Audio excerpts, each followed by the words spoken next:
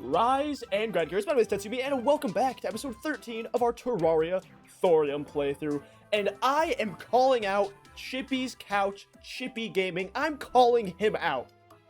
Why, you ask? I don't have a reason. I don't know.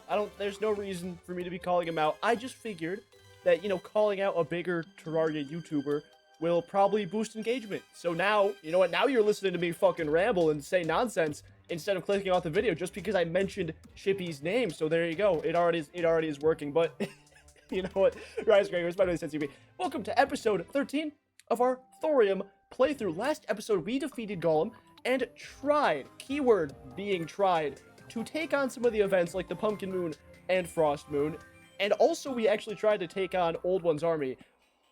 None of which really worked very well. Like, we got humbled pretty quick. Golem was a pushover. We defeated him like 3 times. And then we went into Old One's army. Old One's army slapped our meat, slapped our booty, and it was not a fun time. But that's alright. That's all behind us now, because this episode, we got a lot going on. Last episode, and the episode before, we were taking a look at some of the Bard class stuff. We crafted a whole bunch of new really cool weapons.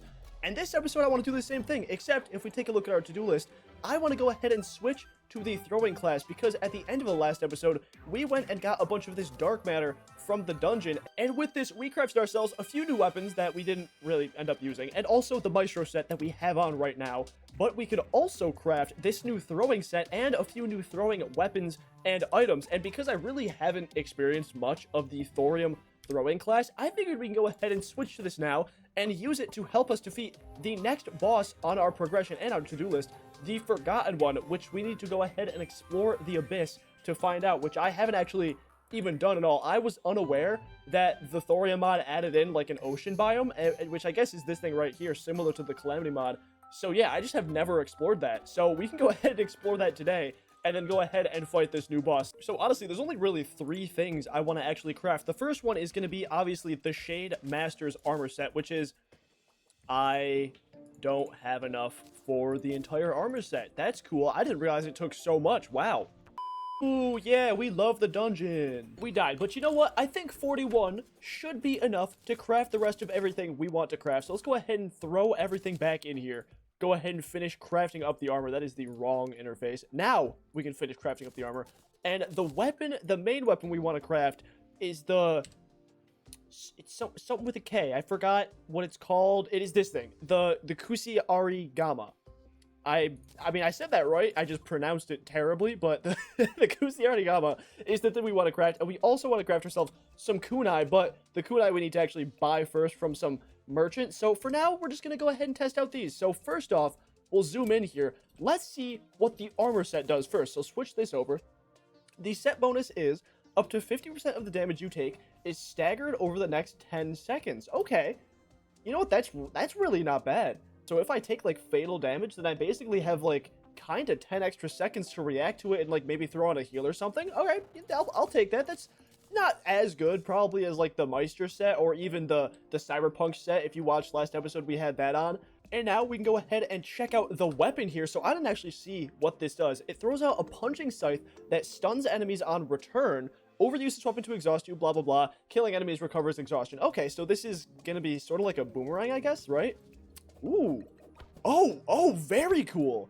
And it hooks onto enemies too. Let me take off this for a second. Wow. Yes, so on the return, I see on the return, it hooks into enemies. And, does it do nothing on the return?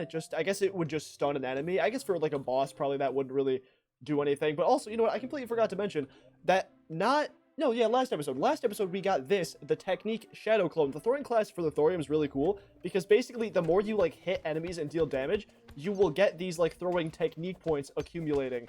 And if you get enough, you can do stuff like this, which, dude, that is sick. That is sick, which can do stuff like summon a Shadow Clone thanks to the technique. That is awesome. This weapon is not doing much. I'll be so real. Just compare the damage of that to the base booster here. The base booster is getting like up to 800. It was doing like around 1,000 with the armor set, but then this by itself is doing like it's doing like around 400. It's really not great, but you know what? I guess I guess it'll be fine because the technique points will come in handy, because now with the technique of the shadow clone here, I'm doing upwards of like 500-600 damage. So you know what? It's not all bad. And the last two things I want to craft here are just going to be this Shinobi Sigil, which does 50 basic damage, and also 6% increased throwing critical strike chance. And if you deal 2 consecutive throwing critical strikes with this on, you will discharge Dark Lightning and increase throwing speed briefly, which sounds really cool. And I suppose we can take off this thing, because what this thing does is give you a 25% shield if you take fatal damage, but because our set bonus already does kind of like do that weird effect, maybe we'll swap it on for this. And now we can make ourselves these Shade Kunai. All right, well, I guess we can now just teleport to the ocean and try and go down and see what the aquatic abyss, or whatever, what was it actually called? I think it was just called the abyss. See what this is all about here. Oh, we already got the chest. I didn't even realize that this is a chest already. Okay, what is in here? A vibrant steel drum, 18 symphonic damage. Okay, cool. I will say, I think this is probably more of like beginner game area, which kind of sucks because I just like completely didn't know about it. So like I did not explore this area at all. But like I'm sure that there would have been some cool accessories and stuff that we that we could have got. So what I'm looking for in here specifically is, I think it's not depth scales. No, it is something that uses summon the boss. It is the Abyssal Shadow. So I'm not actually sure how you get Abyssal Shadow. Maybe we can go ahead and look it up in here. Not Amos, Abyss. Here we go, Abyssal Shadow. So how do we get these? From the Menacing Worm Scarf? from the Aquatic Hallucination. Okay, I was so confused. Like the Menacing Worm Scarf is the accessory I have on now. So we gotta go and fight whatever that thing is. I assume maybe that's just like something super deep down in the abyss, so maybe we have to go like super far down to even find one of those things. Interesting. So I just started digging down and the abyss ended, I guess. And also there's a corrupt Mick after me now, so that's not where I want to go then. Yeah. Oh wait, shit, the Mimic actually dropped something really cool. What is this? A Devastator. Okay. It fires a homing rocket every 7. Where was this when I was the Ranger class? This is sick. Oh shit, I'm about to drown. Wow, I was 7 health away from drowning. Okay, so that was a lot. Really not bad. I'm pretty sure that I did fight like a few of these aquatic hallucinations. I'm almost positive that I picked up an Abyssal Shadow, but I guess I somehow didn't. Maybe it was just because like my inventory is full or something, but I'm gonna go ahead and check the wiki, make sure I'm doing everything right, and we will reconvene after I have filled my brain with knowledge. All right, I figured it out, and it is actually really, really cool. So basically, you don't pick up the Abyssal Shadow or whatever it's called. Instead, when you go to pick it up, it like automatically deletes it from your inventory, and instead it gives you this debuff called the False Presence. And basically, after you get 3 stacks of this False Presence debuff, then this boss will spawn, the Forgotten One will spawn, and then after which, like, if you die or if you defeat it, then you can like start picking it up like normal, and that's what you use to spawn the boss. But yeah, it looks like there we go. So this is the Forgotten One then. This boss right here. Whoa! Oh my god! He looks so cool. Can I take him to the surface, or will he get enraged? I'm gonna try it. God damn! What even is he? He's like a little shellfish kind of guy. I don't even know what to describe him as. Wow, his music theme, oh my god, what is he doing? His music theme is so cool. It is really, really cool. This guy needs to stop shooting these though before they start hitting me. But so far this is really cool. We're doing pretty good damage. So far he hasn't really like been hitting me too much, so I'm feeling confident. Oh, he's doing something. He's doing something. The Forgotten One's shell violently cracks. Okay, so this must be the second phase then, yeah? Oh god, I pressed the wrong button. I pressed the wrong button. I am so low on health now. Yo, look! He's like turning into a crab! Hold on, that was sick! Oh, okay, nice. We got another one to spawn in. Too bad it is like right in the way of where we need to go, but you know what? That's fine. We can take a little bit of damage before we get this thing started. So we're gonna do the same exact thing. We're gonna go ahead and take my buffs here, go up into just the regular ocean, so we have a little bit more room to like move around and fight this thing. And we are gonna stay in the water, because with this boss, I did find out it will enrage if you are out of the water. So we're just gonna be over here. We're gonna fight it like this, and let's see if we can take it down this time.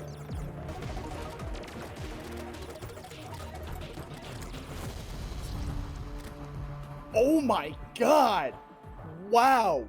Okay, so I think we got it to its final phase, but it started doing like the spinny attack and shooting a bunch of projectiles at me, and they started homing in, which I did not expect, and they did a lot of damage. I got a bunch more potions. I also went ahead and bought myself some life fruit from the jeweler, so we can go ahead and put these on to finally reach max life. And we're gonna go ahead and sleep, wait for the day, and fight this thing one more time. And I think this time, hopefully, we'll take it down.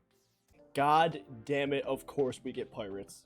First, we're gonna go ahead and craft ourselves the Master Ninja Gear to replace with the Shield of Cthulhu. Then I guess we'll fight some pirates, and then we can get back to fighting the Forgotten One. Oh, hey, that's really interesting, actually. I didn't realize, but the Thorium Mod adds in a treasure bag for the Flying Dutchman. And there we go. The pirates have been defeated. Well, I guess, you know what? Because I did just mention it, let's go ahead and open up the treasure bag for the Flying Dutchman, see if there's anything cool that we can get from it. And also teleport back home just in case our inventory fills up. Ooh. Actually, yeah, we do get some cool stuff. First off, there's a new ammo, which is now, I guess, sold by the pirate. And then there's, what, a magic damage thing. That's pretty cool. I didn't read what this thing does, but, you know, it's 2 circles. We like to see that. And a rapid hand cannon allows you to unleash seething charges, which is the new ammo. Whoa, that is very cool. And it, like, pushes the player back a little bit, but then it, like, explodes. Okay, sick.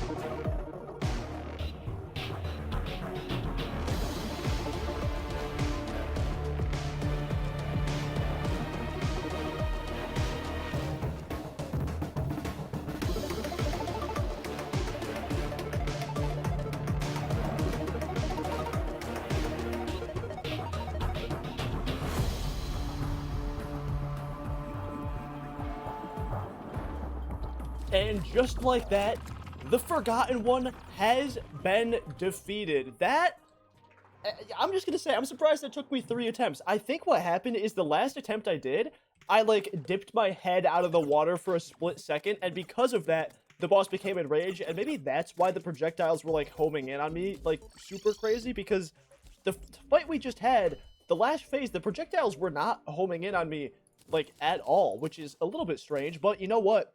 Regardless, we managed to do it, so let's go ahead and check out some of the loot we got. I have so many little, like, things and minions flying around me right now, it's actually crazy. But first off, naturally, we got ourselves the relic, which, I mean, looks pretty cool. I don't really have any place to actually put the relics down, so we're just gonna put it in my inventory like that. And obviously, we got ourselves a treasure bag. 3, 2, 1. Open her up. What did we get? Did we get a dev set? Or is this... No, this is just a regular armor set. Okay. The Whispering armor set. So what does this do? Corrupts your radiant powers, radiant damage. So this is a healer class set, because yeah, it says healer class there. Also is the radiant damage, but it looks like it doesn't really do specific healer class things. Let me put this on for a second. Let's see what this actually does. The set bonus, no, I can see all the tentacles. That's sick. The set bonus is you occasionally birth a tentacle of abyss energy that attacks nearby enemies. You can have up to 6 tentacles, and their damage saps 1 life and mana from the hit enemy. That is sick. This armor set honestly looks pretty good, too. Never mind, I lied. It doesn't look pretty good because I just read 25% decreased non-radiant damage. Yeah, that means I kind of have to use, like, the healer class weapons with this armor set. I thought that was 25% increased non-radiant damage, which is a little bit of a shame, which means I can't really use any of the cool weapons we did just get. So probably going to have this armor set off, but that set bonus is really cool.